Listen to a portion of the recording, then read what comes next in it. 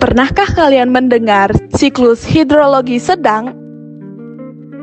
Adalah perputaran air yang terjadi melalui proses penguapan dari permukaan laut bergerak ke daratan dalam bentuk awan, kemudian turun sebagai hujan, dan sebagian air akan meresap ke dalam tanah atau mengalir kembali ke laut melalui sungai.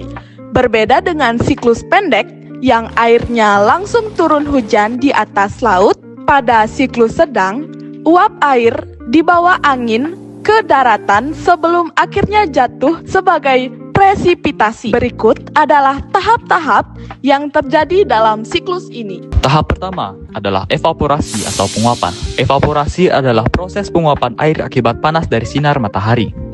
Matahari memancarkan energi ke permukaan air seperti laut, danau, dan sungai, sehingga suhu air meningkat. Akibatnya, sebagian air berubah dari wujud cair menjadi gas atau uap air dan naik ke atmosfer.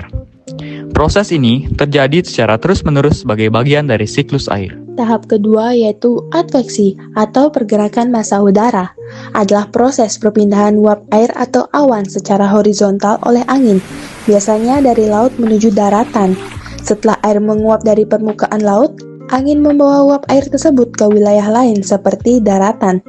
Tahap ketiga yaitu kondensasi atau pengembunan, adalah proses perubahan uap air di atmosfer menjadi butiran air kecil atau titik-titik air karena suhu udara yang menurun. Proses ini membentuk awan. Tahap keempat yaitu presipitasi atau curah hujan.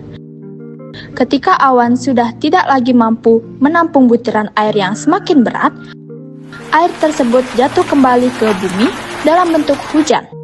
Tahap kelima yaitu infiltrasi dan runoff atau aliran permukaan. Air hujan yang turun di daratan tidak langsung kembali ke laut. Sebagian akan meresap ke dalam tanah atau infiltrasi menjadi air tanah dan juga mengalir di permukaan tanah atau runoff melalui sungai-sungai dan selokan, sehingga akhirnya kembali bermuara ke laut.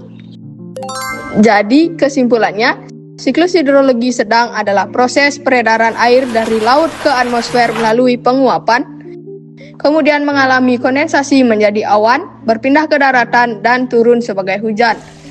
Lalu air tersebut meresap ke dalam tanah atau mengalir melalui sungai kembali ke laut. Proses ini menunjukkan bahwa air di bumi tidak pernah habis karena selalu berputar dan diperbarui secara terus-menerus melalui siklus alam.